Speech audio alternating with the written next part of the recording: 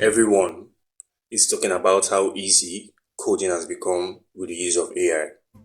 But here's the simple truth, it's not that simple. For the past few weeks, for the past few months, I've been diving into and experimenting into what we know as vibe coding. The idea or the concept that you could build apps just by describing them. And I noticed something.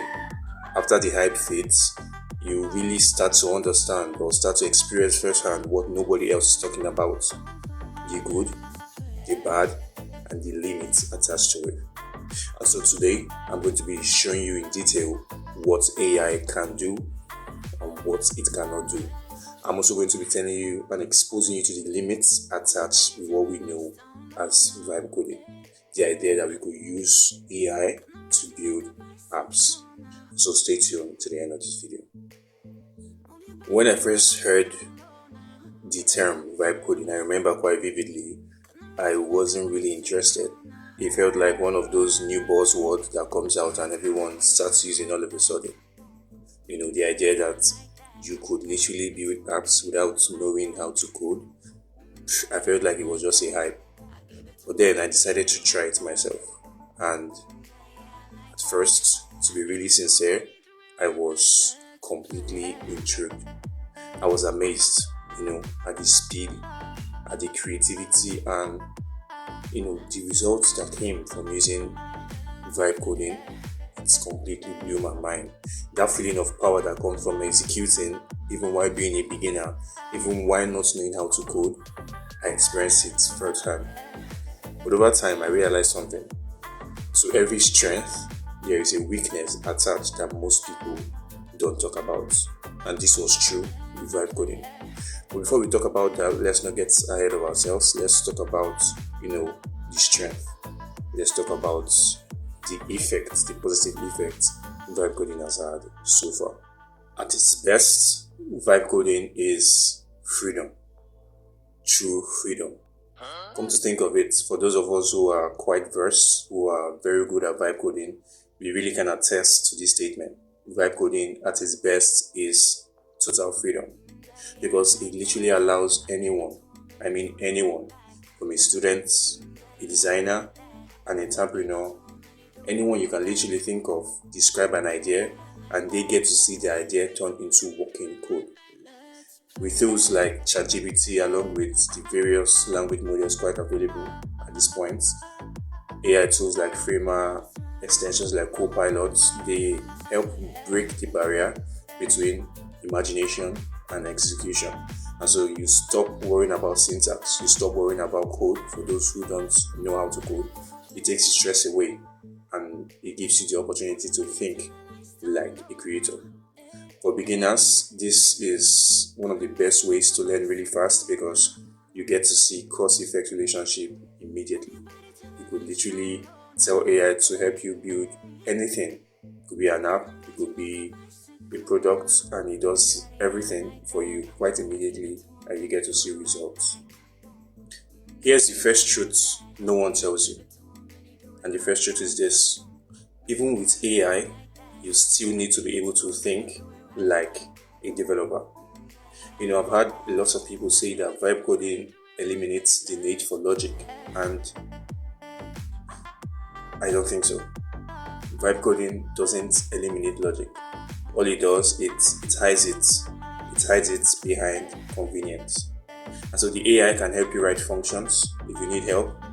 It can help you do all of that, but it doesn't always understand your goal. And so you still need to guide it. You still need to guide it to help you create better results. I've had times where I told AI to help me complete parts of my code, and it did so, but it gave me broken code. The code wasn't always correct. Why? Because I wasn't specific enough. And so the better you understand logic, the better you are more able to guide AI to give you the results you ask for. Here's the second truth no one tells you about. Using AI on a consistent basis over time can make you lazy. Yes, it really can make you lazy if not harnessed properly. Because when you get results quite fast at the click of a finger, at the twinkle of an eye every now and then, you really stop questioning how things work. And so it's easier for you now to become dependent on the machine. You stop debugging, you stop learning, and you stop experimenting, and that alone is where all of the growth dies.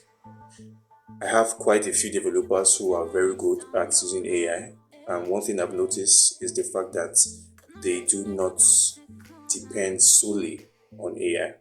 They view AI as a partner, not as a crutch.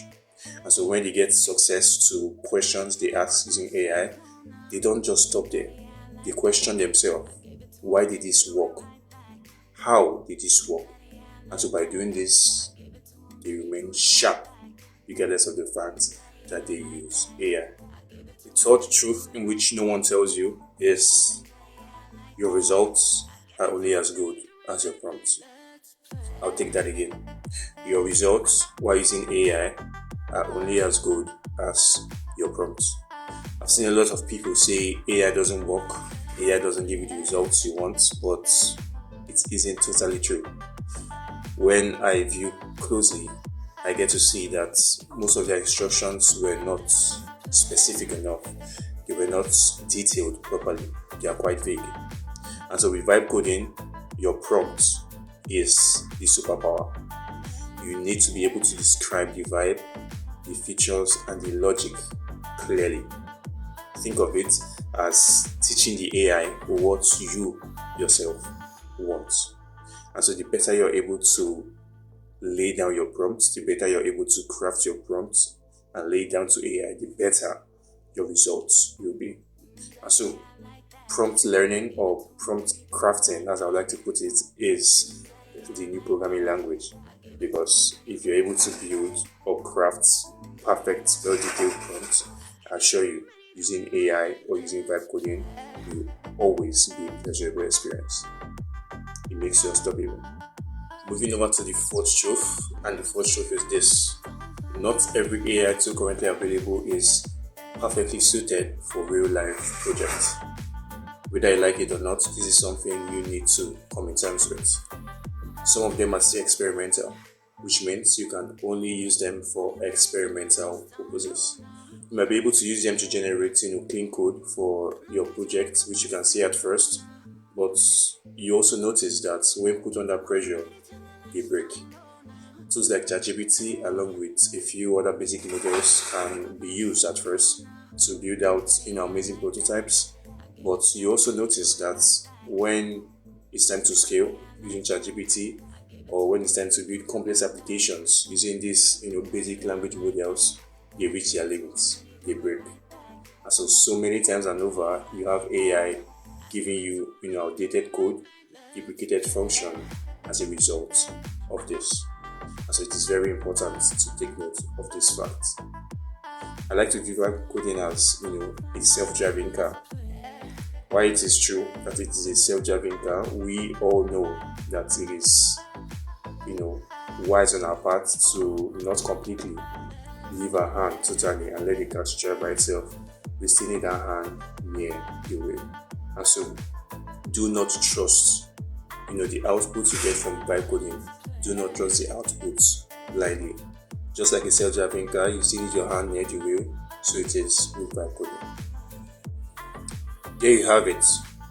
The truth behind vibe coding, no one will tell you. I've just exposed everything to you. And with this, I'm very sure you're fully equipped to venture into vibe coding if you're just starting out. I'm sure by the end of this video, you're able to see that while it is true that vibe coding is beneficial, while it is true that vibe coding has a lot of potential, there are also limits attached. There's also the bad side, in which no one will tell you what I have just told you. And so, if you're just starting out, what would be my advice to you? My advice is this: use vibe coding. Yes, use vibe coding. Experiment with it, break things, but don't stop learning. As much as possible, don't stop learning. Don't stop learning why and how everything works. Because the more you learn, the unstoppable you become. in your programming journey as a developer. If you enjoyed this video, please do well to subscribe and leave a like, because the next video will be indeed very insightful and rich, and I don't want you to miss any of that, and you don't want to miss any of that, I'm sure. So please leave a like and subscribe. It's still your boy, Bethel Chisom.